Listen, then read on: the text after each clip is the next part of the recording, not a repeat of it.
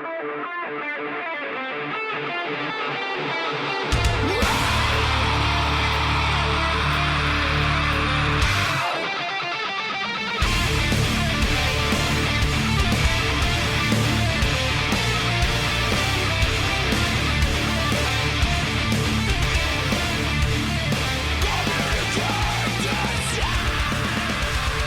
is Sunday, September 29th, 2024, and this is episode 281, wow, of the Defensive Security Podcast. My name is Jerry Bell, and joining me today, as always, is Mr. Andrew Kalat.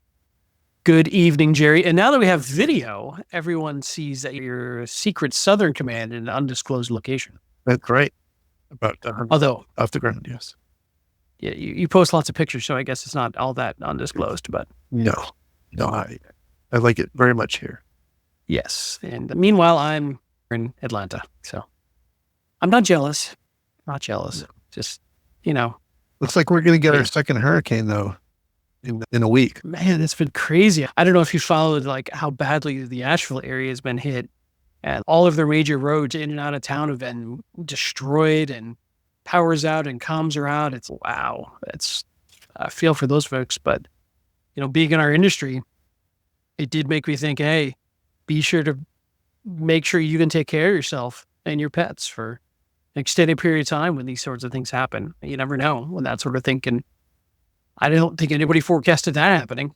And no, it certainly wasn't on any projections I saw. It looked like it was always going to go off towards the interior of the U.S. But it's wild, and I feel for everybody that has been impacted.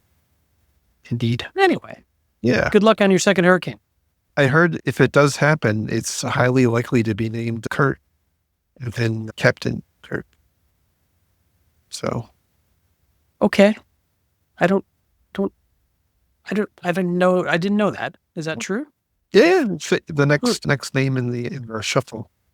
All right. Well, I don't have a good joke for that one. I think we should just move on. Just a reminder that the thoughts and opinions we express on the show are ours and do not represent those of our employers. But as you'll want to say, that could change for the right price. That's true. It's true. It's probably a big price, but it could change. Yeah. All right. We have a couple of interesting stories today. One, first up, comes from Cybersecurity Dive. The title here is CrowdStrike's mea culpa, 5 takeaways from the Capitol Hill testimony. I have to say, before we get into it, how crazy, I can't come up with the right adjective, it must be to have to testify about this in front of Congress. Yeah. Yeah. What exactly is Congress's mandate, and what do they expect to do with this? I don't know. It's wild. I'm not taking a political stance on it. How do I say this politely? Congress critters are not known for their technical skills. I think they like to be seen as holding people to account, and whether or not that's true or justified or anything, it's just the way it is with them. I also found it very interesting, and I wonder if there was some kind of a lottery held within the executive ranks of CrowdStrike to figure out who was going to have to go and testify in front of Congress. The person that apparently drew the short straw was Adam Myers, who is the SVP of Counter Adversary Operations. Now, part of me thinks that he lost the lottery, but on the other hand, I think that he probably represents the part of CrowdStrike that might resonate most with Congress in terms of being able to tend to talk more about the foreign adversaries, which I think is what the people in Congress are more likely going to be interested in hearing about. Yeah, it's fair. I think the way Congress looked at this is in many ways they've outsourced some of their cyber defense to CrowdStrike. Mm-hmm. And they're frustrated and upset over what happened. Yeah. But you're right. You would almost expect typically a CEO or a chairman or somebody at that level to be the one who goes to be held account by Congress. But I wonder what that was like. Do you think they drew straws? I put names in the hat. Yeah. I don't Yeah. know. It was interesting, but again, I think he did as far as I can tell, did a pretty good job. It is surprising, like you said, that the CEO didn't testify. That's Yeah. typically but hey, it is what it is. So they did, this report does talk, or this article, I should say, does talk about five things that came out of that testimony. First was an admission of CrowdStrike's testing process having failed. And by the way, when I read that, the first thought that came into my mind was, holy cow, any litigation that CrowdStrike is now going through just got a hell of a lot worse, or a hell of a lot harder. Because Yeah. basically stood up in front of Congress and testified that they screwed up, which I don't think it takes a rocket scientist to realize that they did screw up. But they did point out, or Adam Myers did point out, that they had a deficiency in their testing process, where I think I would characterize it as that they were testing each individual channel file separately than it was when they were all stacked together. Indeed. Um, Though when we get a moment, I did look up some interesting things about their terms and conditions that we can talk about in terms of litigation. okay, I want to go through the points before because it'll resonate more when we see all the takeaways. So sure. carry on, sir. Sure. So the second takeaway was CrowdStrike explains why it needs kernel access. And I think we've talked about this one ad nauseum. I don't know if there's anything particularly novel that came out of this, other than just reiterating the fact that they use that access to have, the right level of visibility into what's happening in the operating system, and then also to prevent tampering, by malicious actors. And now, separate and apart from that, by the way, Microsoft recently held a summit where they have plot a course forward where they're going to create some facility. I don't understand how it's going to work yet, where things don't have to be in the kernel to get that level of protection. So I think Microsoft also moving in that direction. Yeah. I do think this was only brought up once, and I think as part of the narrative quickly got covered up, but or I suppressed in the media at least, that there's very much a competitive, almost arms race here about kernel access. And I think that they're very worried about, hey, they want to be at a level playing field, especially with Microsoft's offerings. One thing they do mention as well as kernel access gives them performance. Yes. As one thing that we've often fought is agents slow down machines. And so I think there's a lot of competing technological considerations here as to why that kernel access matters so much. And I do remember a number of their competitors and other pontificating shortly after this happened about, why do they even need kernel access? You don't need it. They're coming out pretty strong saying we do, or we need an equivalent that doesn't exist that maybe Microsoft will make for us. But right now we can't survive without it. Yeah, I think within the past 2 or 3 weeks, again, Microsoft held a summit. I think they've plot a course forward where they will provide some additional functions that don't require hooking into the kernel, but they don't exist yet, or at least they largely don't exist yet. And so this is, I think, more of a forward-looking statement. But today, as it stands, they and most other security companies are actually hooking into the kernel, and that's just the way it is. All right. Third takeaway is CrowdStrike customers now control content update cadence. And so this one I thought was the most meaningful. I hadn't ever heard a definitive stance on what they were going to change. And this kind of solidified that they were implementing kind of the concentric rings of testing, which is what, other large scale updates like Windows updates and whatnot. They have this concept of internal testing within Microsoft, and then you as a customer can designate some portion of your environment to be pre-production, and they get the updates first, and then you sign off on that before it goes to the rest of your environment. So I think in some regards, that's what you normally see. But when we get to, I think it's the next one or one of the next ones, I'm not sure. I think it starts to break down a little bit. Yeah. And I want to dig into this because I've got some here too, that now they're giving customers choices. about when they get these updates. Right. And also the ability to defer all updates until they choose.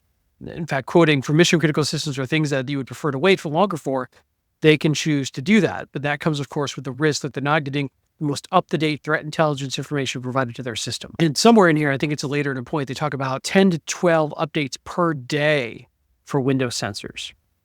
So launching off to a side topic here for just a moment, one of the things that CrowdStrike is often touted is they have this breach warranty of $1 million if you have enough sensors. And I was very curious what, if anything, would be affected by this change. Is that warranty only in effect if you are automating updates as soon as available to all of your agents? I couldn't actually figure that out. So I was doing digging, and best I can tell from the T's and C's, it applies if you are on the measured security policy, which means the configuration settings, actions, and remediation described in the then current Falcon Complete operating model guided as measured. I'm not a customer of CrowdStrike, so I couldn't get access to that documentation.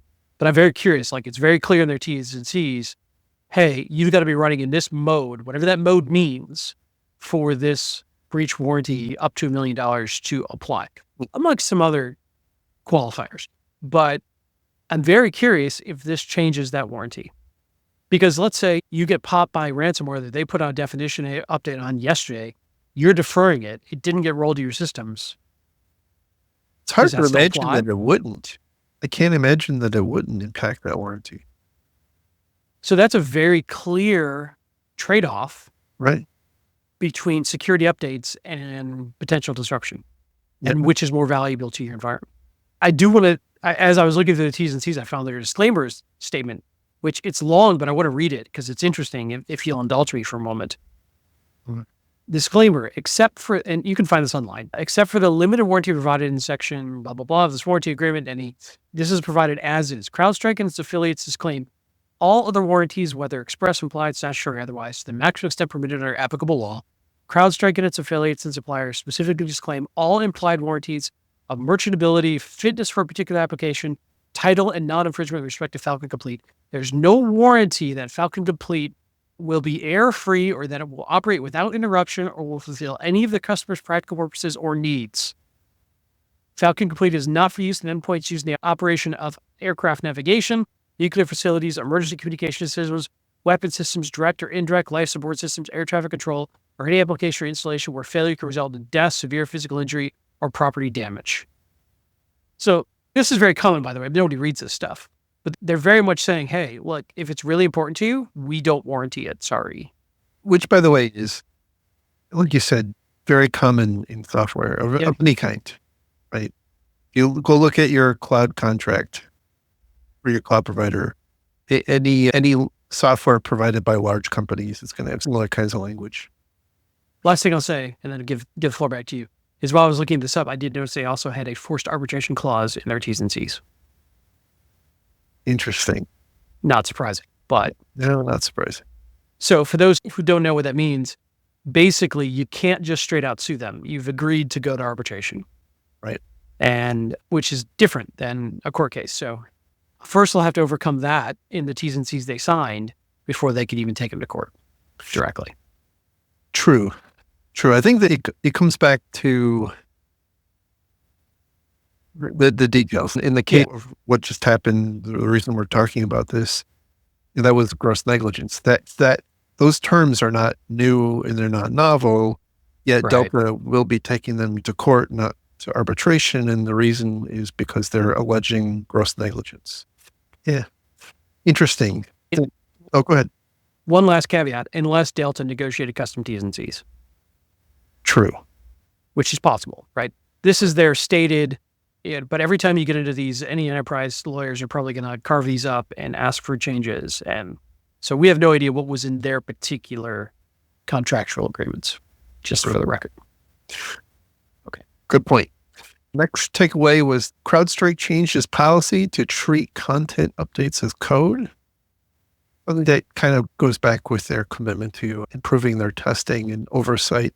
Not a lot there. And then the last takeaway was that you said this a couple minutes ago, that they are intending to continue, or at least they haven't signaled that it's going to change, that they will be releasing configuration or content updates 10 to 12 times a day on average, which I think for me, that's where the concept of the stage testing starts to fray a little bit. Mm-hmm. Because if you're, it's great if with the concept of Windows updates, they come out once a month, maybe twice a month if Microsoft screws up. But in that instance, you can do an internal pilot of updates on some subset of systems. But when you have something coming out with 10 updates a day, Yeah. you really can't do that. So I don't know how that's going to work. I don't know what it buys you. I can only assume that if you are going to take a hard line on testing, you're not going to be able to consume them that fast. And that is the trade-off. It's good that a customer can make this trade-off, but people need to understand that the trade-off is between rapid security updates and potentially stability. And what's more important to you? Yeah. But there is that trade-off. You can't have both right now. Like that just, it's one or the other in some cases. And you can probably find some happy medium of how you roll it out and what you check for. And frankly, probably, I would like to think that CrowdStrike is much less likely to have another outage like this anytime soon because they're so hyper aware of it now. But that could be wishful thinking. But this is something I've been saying from the beginning on this one, that there's a value in these rapid updates that we shouldn't lose sight of when we're trying to determine this trade-off of what makes sense for our organization. I think from an industry perspective, there was a lot of concern that what happened with CrowdStrike and Microsoft Windows, it would not, that the distrust of auto updates would extend well beyond just security software and cause people to not want to apply patching, not to adopt auto updates for other things like patches and traditional antivirus and whatnot. And that, I think, comes with a lot of downside. So like you said, my intuition and my experience is that now CrowdStrike has had this problem. They're either never going to have another one, or they're going to have another one real soon, and then another one, and another one. There's no in the middle. Yeah, They're going to learn from this, or they're not. And that's, I'm sure that they're having that very detailed conversation internally of like, we can't let this happen again. Oh yeah. And then that becomes interesting because does that potentially change their behavior and leave more of a time gap between new intelligence and pushing out sensors? This is a push-pull. This is a continuum of, and there's something always has to give. So it'll be curious to see, do they start to have a problem? Yeah. The problem. It's a zero-sum game for sure. Yeah. We shall see. Adam Myers, who spoke in front of Congress, I think he made the comment that it takes years to build customer confidence, but only a couple of minutes to lose it. Yeah. And they're clearly having to go rebuild that confidence. And I think they're on their way. Having that happen again would be, I don't want to say existential, is probably overstating it, but it would be really bad. Yeah. All right, moving on to our next story. This one comes from Bleeping Computer, and the title is Ireland fines Meta 91 million euros for storing passwords in plain text.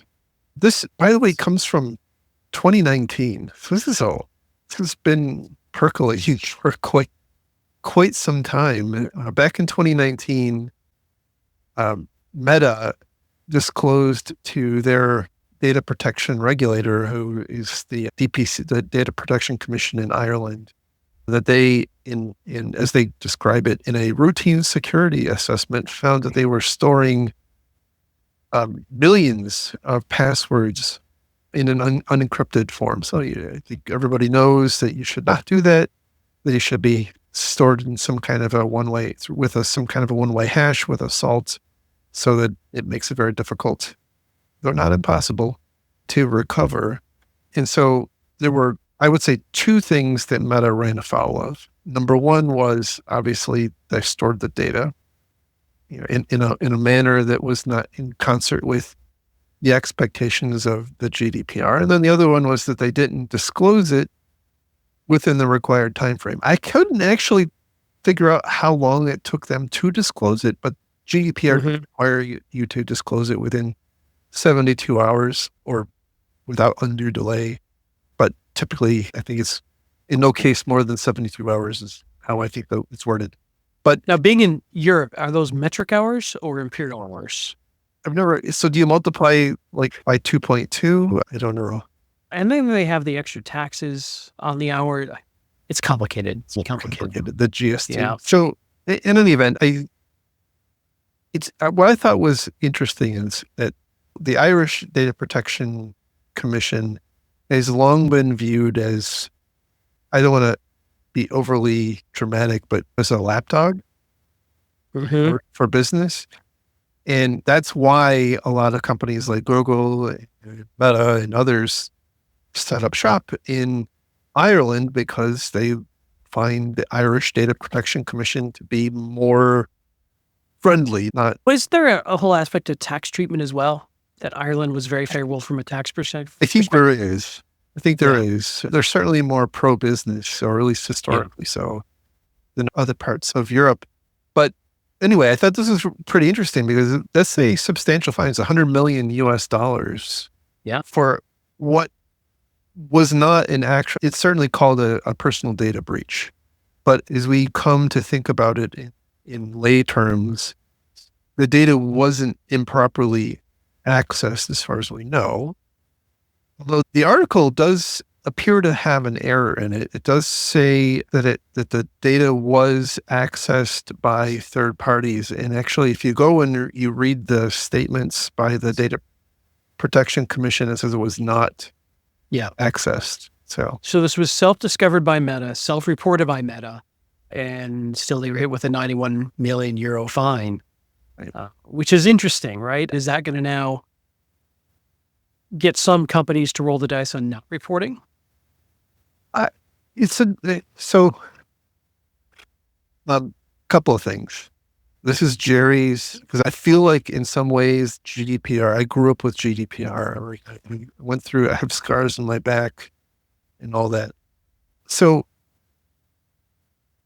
number one, GDPR in large measure was made because of Facebook and Google and Amazon. So it was like the law to govern Facebook, which is now Meta. And that, keep that context in mind.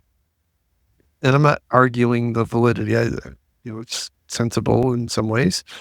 The next is, I think the thing that caused them the most problem was the timing. Not reporting fast enough? Right. And so I think Got that if they had been more upfront, if they had disclosed it within the required time frame, if they had kept accurate records of what happened, I think I'm not going to say they wouldn't have been fined because I don't know. But I think based on all of my exposure to the GDPR, number one, the fact that it was Meta got under the skin of the data protection authorities. And number two is that they didn't, I think there's this view that you're trying to hide things. And so I think that really worked against them in this instance. And so to your point, I would say, yeah, this kind of creates this potential moral hazard of companies not wanting to self-disclose things. But on the other hand, if you assume that, hey, it probably will get out eventually, if you don't disclose it within the required time frame, that's the thing that's going to get you in the most trouble. Yeah. At least that's Jerry. That's the world according to Jerry, which is probably not worth very much. It's worth the price of admission. It's true. Very true. All right. Moving on to our next story. This one comes from the Hacker News. And so unless you were living under a rock, you were probably, along with the rest of us, holding your breath because there was this deep, dark, terrible, world-ending Linux vulnerability that impacted every Linux distribution out there for a very long time. Remote code execution, no user intervention required, just as bad can get, was apparently rated a 9.9 CV or CVSS 9.9. So almost as bad as it can get. And what turned out to be the case is, look, I think this whole thing was a cluster. Like the person who found it had problems reporting it. The way it was, handled by some of the Linux distributions was not great. The way it was handled and inappropriately disclosed before it was supposed to by one of the certs. The whole thing was a comedy of errors. Not to mention the InfoSec press. Oh yeah, like people were getting their logos ready, and they were. I heard that they were like sound studios recording the theme song, and there were websites getting set up and all. We were getting ready to do breaking news. We were the newscast with us. Yeah. Which I don't know that we even know how to do that, but we were going to do it. Oh, CNN was like, they were waiting for us. Yeah. But as it turns out. Yeah, it's in cups. So it's the printing subsystem in Windows, in Linux, which is not installed or enabled by default on most our Linux distributions, and not enabled by people unless you're actually going to be using it for printing. That said, there are about some people did some scans with Shodan and found that there were about 76,000 systems on the internet that had cups exposed to the internet are potentially vulnerable. I'm going to guess that some percentage of those are probably honeypots.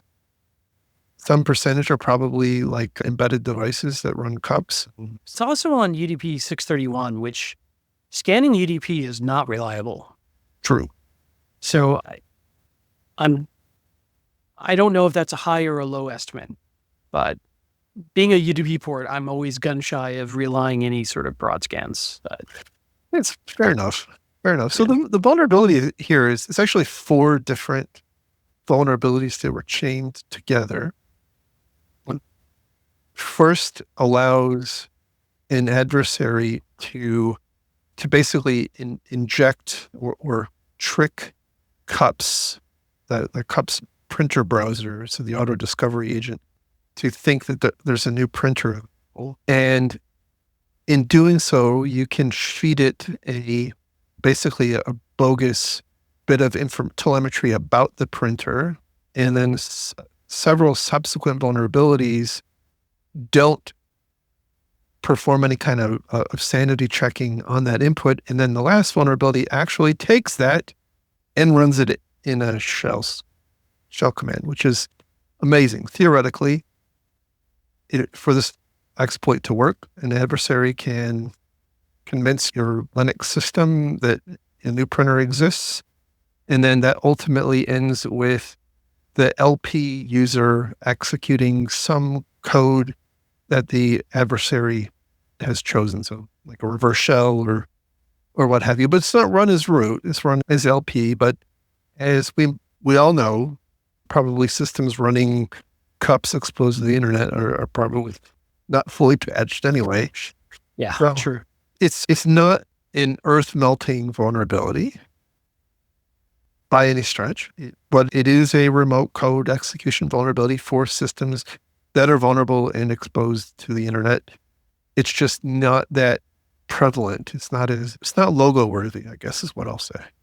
What's somewhat interesting to me is, beyond the technical aspect of this, is the researcher who found it, and I apologize if we get the name wrong, but I believe it's Simone Margaritelli, I think, it goes by Evil Socket on the Twitters, has taken a lot of heat after this. And watching his reaction to that heat is also probably not the best way to handle it. Really helping his cause. No. And like, I had some sympathy at first, like that the register hyped it, but then people are like, here's your hype that you pointed out, and here's where you said this and you said this. And so I don't know, man, it's just getting like ugly and drama filled, which isn't great. And I'm not a big fan of the InfoSec drama. And I don't think Simon or Simone, I'm not sure how to pronounce it exactly, is doing himself much favors in the way he's reacting. Nobody asked me. However, what I do think is a valid commentary is this hype machine that gets built up around these vulnerabilities. And I'm sure I'll go into work tomorrow and probably have a couple of executives asking me about this. and because it got press and it got news, and it can be distracting against the things that truly are real world, high value problems that we're trying to solve in circumstances like this. And I don't know. This one, like you said earlier, it's just the whole thing all around it is a mess. This clickbaity culture around vulnerability disclosure is not helping us. No, for sure. And by the way, I haven't read every one of Simone's, I think it's Simone, that's how you say it. Okay. His posts. But I genuinely think he was trying to do the right thing. And I think it got away. The rumor mill started. And I don't know what happened. I don't know, much, but I feel like this wound out of control. And it ended with some kind of nastiness with people flinging mud back and forth in X or Twitter, whatever it's called this week. And by the way, patches aren't even available yet, for the record. Right. So and I'm trying really hard to somehow make a joke around 2 hackers, 1 cup, but I can't figure it out yet. That joke's already been done to death, though. Yeah. And if you don't understand that reference, please do yourself a favor. Don't try to figure out the reference. You'll hate yourself. Just let it go. Let it go. So what I thought also was interesting is this is yet another example of where least privilege comes into play. Mm-hmm. If you aren't running cups, you're not impacted. If you are running cups and it's properly firewalled off, your exposure to the vulnerability, even though there's no patches, is very, very narrow. Yeah, it might become a fun lateral movement technique for somebody who's already inside. Right. But it really, I think it really highlights, again, though this is, kudos to the guy that found this, right? It's a very interesting chain of events that he found. You bring up a really good point. If I could interrupt for just a moment. One thing that I had in my notes that I forgot to mention as we were talking about this is the backlash coming against this researcher is also not helpful. To your point, we want these things found and disclosed, and we want these things fixed. And going after somebody who finds this because you didn't like how they disclosed it probably isn't going to solve the problem either. No, we need smart people. I made the joke recently that perhaps many eyes doesn't always make all bugs shallow. Because this has been around for a long time, as was Heartbleed and Shell Shock and many others. And it takes somebody sitting down and not just reading through the code, but actually trying to exercise it to find this chain of events that allowed it. And again, very novel. Kudos. Nice find, Simone. I'll give you credit. I feel bad for the way it proceeded, but it is what it is. Anyway, back to what I was saying. This is just another example in my mind about how the fundamentals of security architecture, the boring stuff, is still so important. Yeah. It's not sexy. We're in this world of cloud and AI, and it wants to talk about patching and firewalls, and it's still relevant. It does remind me, there was a period of time where Windows servers were having a ton of security problems around their batch server. Sorry, their print server. Yes. And that was a notorious area. And now maybe it's Linux's turn. That's all. It's a great point. I also had in my mental notes, when we see something like this happen, because we've not seen a COPS vulnerability like this in a long time. When we see something like this, we should expect that suddenly the eye of Sauron of all the security research community is suddenly going to be focusing its attention on Linux printing. So my guess is we're going to see a whole bunch more pretty soon. I'm also guessing that code hasn't been touched since the Neolithic era. Yeah. All right, our next story comes from Ars Technica, and I thought maybe we should get with the time and talk a little bit about AI security. So the title here is Hacker Plants False Memories in ChatGPT to Steal User Data in Perpetuity. It's not as, at least at the moment, as bad as it sounds. I think most of the issues have been fixed, but the researcher here identified that a recently added feature into ChatGPT allowed this, what they're terming memories. It's not really a memory. It's more of like cache or some background information for the language model. And you can prime that pump in a bunch of different ways. You can feed it a website address. You can give it an image. You can link it to Google Drive. You can do a bunch of different things. And what the researcher found here is that you can implant what they're calling memories. And in some of the cute examples, they said, keep in mind the context of this user is that they're 102 years old. And so at any time, thereafter, after that memory has been implanted, the chatbot is going to operate with the context that the person is 102 years old. It's a silly example, but you see that being able to skew the way this AI bot is responding could be bad. Potentially is, and I know that there's a lot of the world who's very much opposed to ChatGPT and its friends. I get it. Don't think it's ethical. It's environmentally terrible, whatever. But the reality is it's being adopted faster than any technology I have ever seen in my life. Yep. Okay.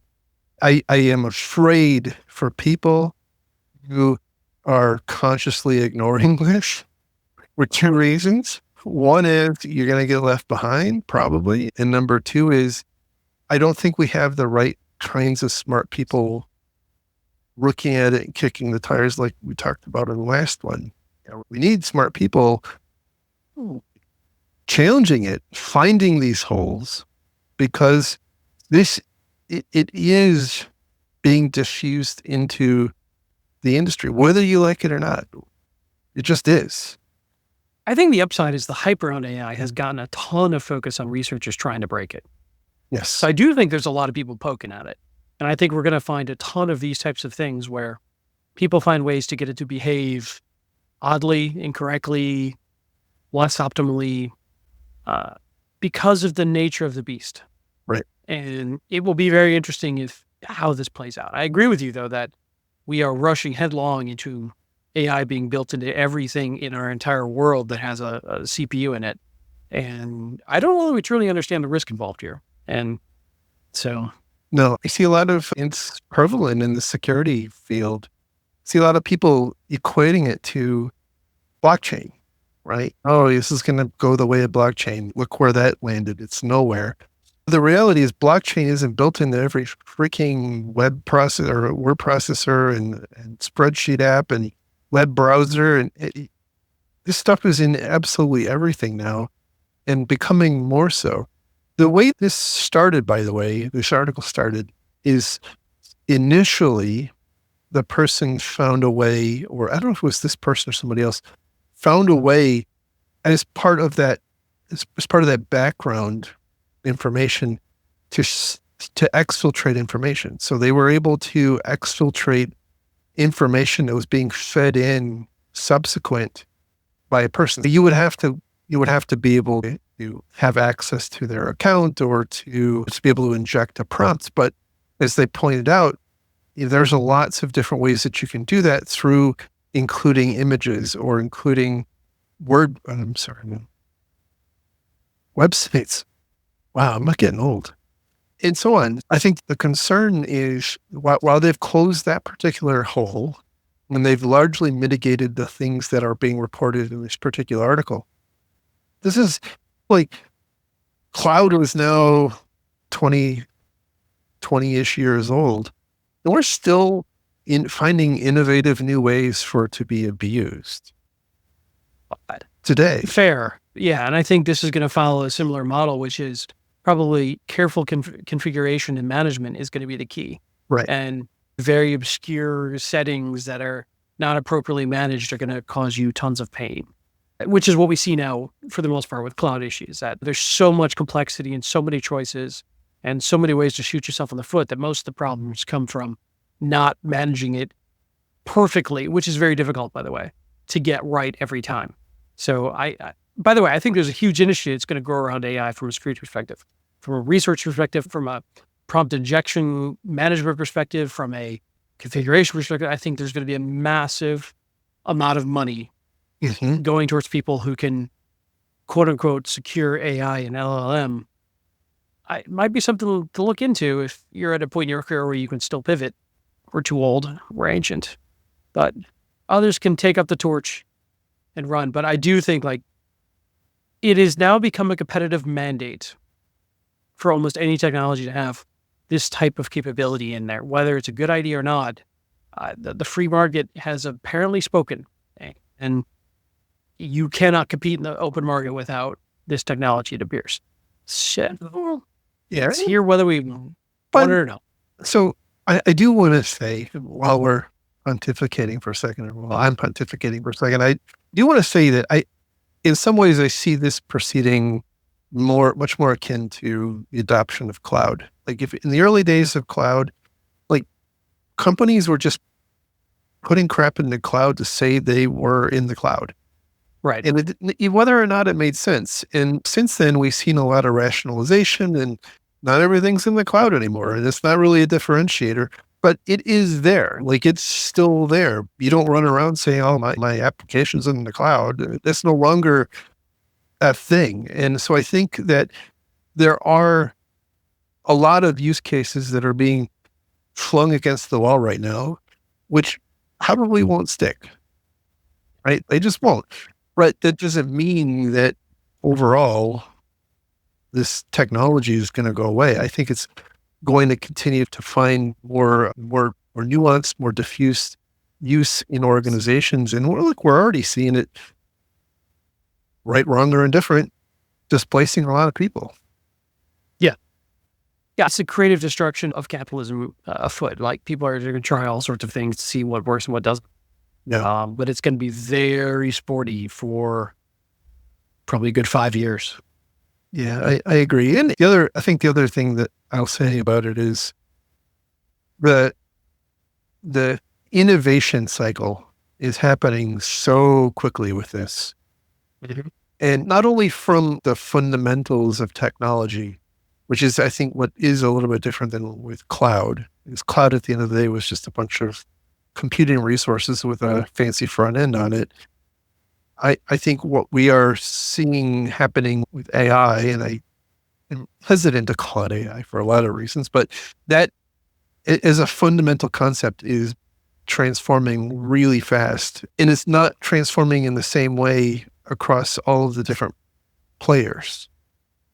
And when we talk about AI, are we talking about large language models? Are we talking about neural networks? Are we talking about the things that answer or tries to help you out with your bank transactions? They're not all, it's not all the same concept. And I think we're seeing a lot of new use cases cropping up. And plus there's still a lot of work on the general artificial intelligence, AGI, which I know a lot of people are down on that. I don't think we're that far away from something that will look like that. And that's going to be very disruptive when that happens. We've also got a nation state component of the major players competing with each other at a national level. Right. China versus the US for who's point. Got better AGI. And that's driving a lot of research and dollars. And it's changing fast. And I know that this may just seem like an old guy thing to say, but it's changing faster than anything else I've seen. Oh, and maybe that's just absolutely state of change. I did do some of my own research. I did inject some of your mom's prompts, and it was very telling. Thank you. Thank you for that. I was really waiting. So was she. All right. Our last story comes from industrialcyber.co. That, by the way, is a heck of a domain name. Yeah, I like the eye actually is a smokestack and has a little very, very on message right here. So there was within the past, I think, 2 weeks in Arkansas, there was a water treatment facility that had to go to manual operations because of a cyber attack. The details of that haven't really been disclosed yet, and I don't know if they will be disclosed. But this alert came out from the U.S. CISA, the Cybersecurity and Infrastructure Security Agency, whose name I still hate, reminding operators of operational technology and industrial control systems that you really should make sure that you're operating in a secure way. I know this is an interesting industry because a lot of people who work in the OT, ICS industry and security in that industry will look at us people in IT and say, oh, you guys have no freaking clue what you're doing. But my perhaps naive view from the sidelines is it while it's been a while around, at least as long as IT, it feels like it is proceeding from an attack target in the same way that IT did. A lot of the same issues that befell corporate IT are starting to befall these industrial controls, the password reuse, the lack of two-factor authentication, password stuffing, things exposed improperly to the internet. When you read through the guidelines that CISA published, strong parallels to very fundamental concepts in IT security. Yep. And That, go ahead. no, I was just going to say, I'm sure this is where you're going next. Like, why is that? Is it that these have now they were isolated for so long and now they're starting to become networks finally, and now they're finally being exposed to the same problems that in the past they were, fairly air gapped? Or was it just not targeted much in the past? I suspect it's all that plus there's now a critical mass of them because realistically, a lot of this stuff, a lot of the technology underpinnings of these industrial processes are long lived. Like they are 20, 30, 40-year capital investments. It's not like a server that you depreciate over the course of 5 years. They're long time investments. And suspect we're at a point now where a lot of this stuff has turned over and we're seeing more and more, plus the fact that we, as a civilization, we're just continuing to grow and become more automated. And there's always demand to operate more efficiently, and operating more efficiently almost always means technology that's remotely accessible. And therefore attackable. And historically, I think one of there hasn't been kind of like in the early days of IT, there wasn't a lot of focus on the fundamentals, like designing applications and industrial control systems that have no default passwords or that mandate multi-factor authentication and whatnot. So it's very interesting. And when you read the article, there's a few things in here that kind of irritated me a little bit. One of them was agencies being the U.S. government, advocate for the publication of software bill of materials to help system owners identify and mitigate vulnerabilities in underlying software libraries. I just wonder, okay, you've got a wastewater treatment company. What are they going to do with an S-bomb? This brings up a very key point, which is I don't think it's the same type of buyer that's used to buying corporate IT solutions who would care about these things yet. It's a complete different buyer with a complete different motivation and not knowing to even ask for these things. They're a different class of engineer doing different things. And where I think IT and IT security has gotten a little more mature and we're a little more intent on asking for things like multi-factor authentication from the people we're buying software from, I think with people buying this, like they care more about the fact that I'm buying a pipeline management system that has some automation. Mm-hmm. And the pipeline stuff is the valves and the flow rate and all these things I don't understand, but I'm pretending to right now. That's the stuff that those buyers care more about. They're not reviewing the deep details of the technical side of it like IT folks and security folks probably do.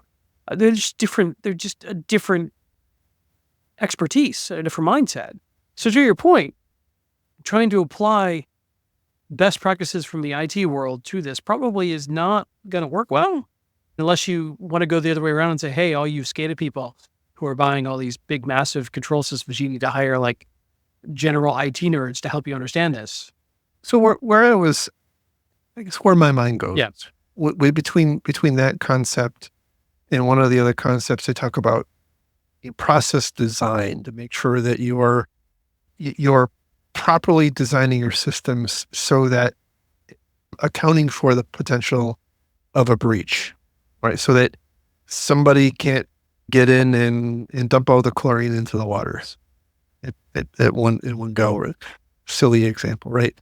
But I think where this is going, if you were to play it out in your mind, or at least if I play it out in my mind, is on the IT side, we can do stuff with SBOMs and whatnot because we have a CISO and we have a staff of security people, we have vendor management people, and we have source code scanning people and vulnerability scanning people, and we have all of these IT security operations people in large companies that obviously not evenly distributed.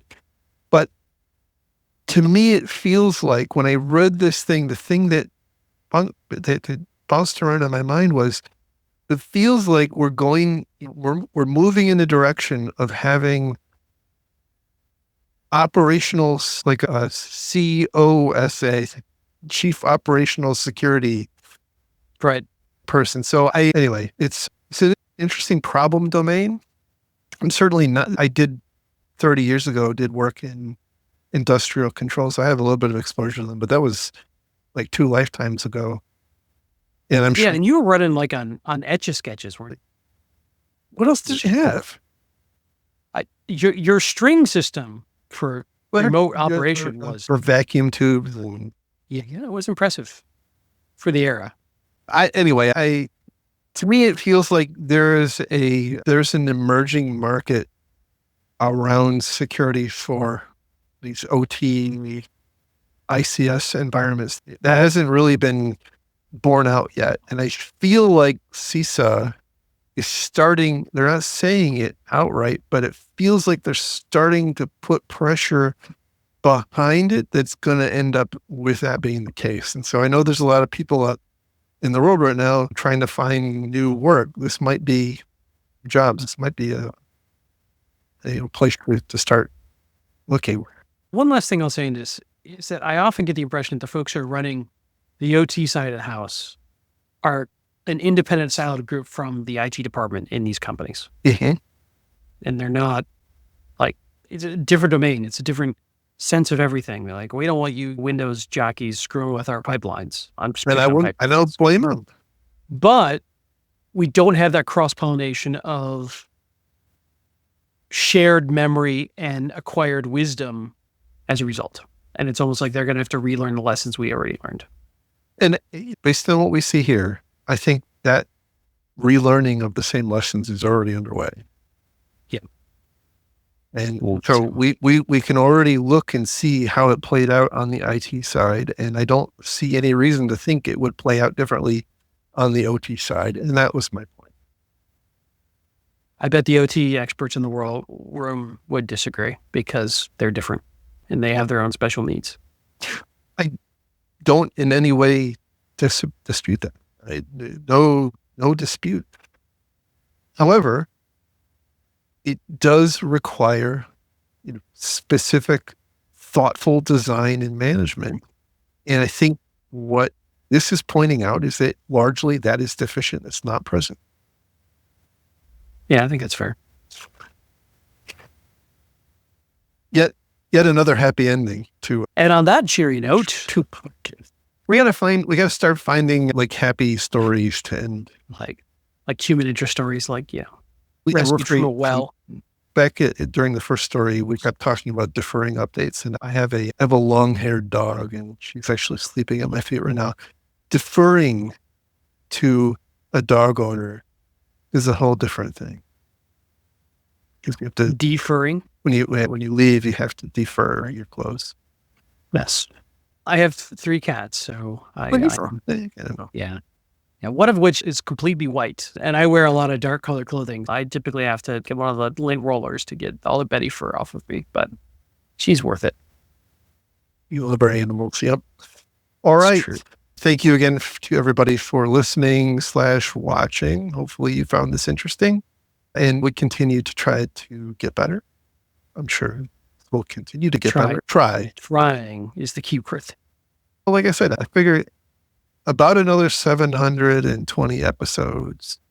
Seems reasonable. And I figure we'll know what we're doing by then. But run about episode 1000, we'll have it nailed. Yeah, it's true. And hey, we might have an opportunity to practice in new and interesting ways soon. Very soon here. It's a little hint. All right. Thank you again. And you can follow Mr. Kalat on the social medias.